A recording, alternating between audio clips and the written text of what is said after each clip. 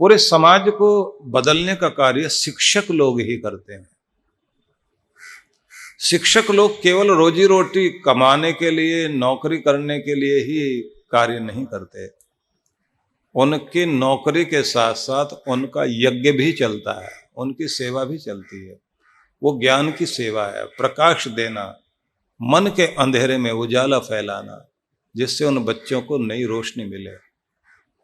इसलिए किसी भी शिक्षक या शिक्षिका को ये नहीं सोचना कि हम केवल अपना पाठ्यक्रम, अपना कोर्स पूरा करा रहे हैं, क्योंकि अपनी ड्यूटी है, पूरा कराना, जाएंगे टाइम से और कोर्स पूरा करा करके निकल आएंगे। अब बाद में जो बच्चे कमजोर रह जाएं तो ट्यूशन के लिए घर में बुलाएंगे। तो उसका मतलब तो हो जाता है कि हम समाज में जिस तरह से दूसरे जी रहे हैं उस तरह से हम भी जाकर खड़े हो गए। और अगर आप अपना कार्य करने के साथ साथ में कोर्स पढ़ाते पढ़ाते थोड़ा सा संदेश बच्चों को वो भी दें, जिससे उनके अंदर मोटिवेशन पैदा हो, प्रेरणाएं आए, मोटिवेट हों, प्रेरित होकर आगे जाएं, अपने तन का ख्याल रखें, अपने मन का ख्याल रखें, शिष्टाचार सीखें, नैतिकता सीखें, उनका भलाई में विश्वास बढ़े।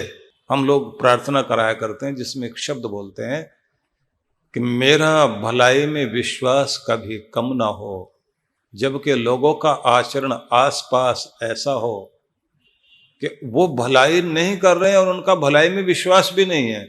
उनके बीच रहते हुए भी मेरा भलाई में विश्वास बढ़ता रहे, भगवान मुझे ये आशीर्वाद दे।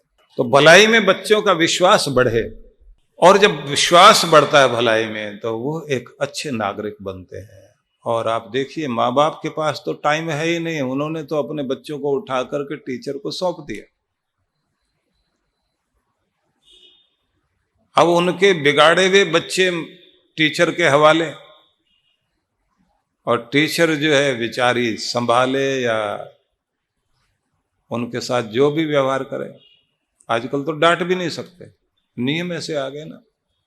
एक पुस्तक में पढ़ रहा था जिसमें उसने अपना हेडिंग कुछ इस तरह से दिया था कि काश आपने अपने बच्चे को बचपन में जोर का चांटा मारा होता तो वो दुनिया के चांटे खाने से बच जाता है। ये साथ में लिखा हुआ, लिखने वाले लिखते हैं ना।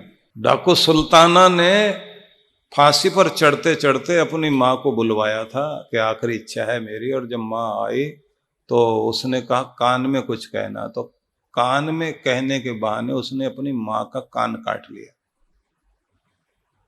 पुलिस वालों ने पकड़ के धक्का दिया और कहा ये क्या करता है? बोले बहुत गुस्सा है मुझे इस पर।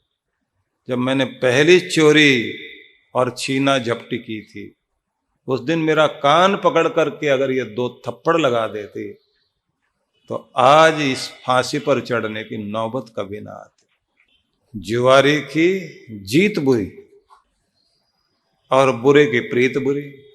पहला थप्पड़ लगना बहुत जरूरी है, नहीं लगेगा आदमी गया।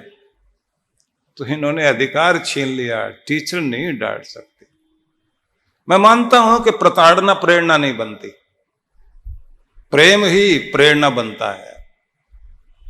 लेकिन कुछ घड़े ऐसे होते हैं उनका खोट प्रेम से नहीं निकलता, अंदर से सहारा देना पड़ता है, बाहर से चोट मारनी पड़ती है। अंदर हाथ सहार दे, बाहर बाहे चोट।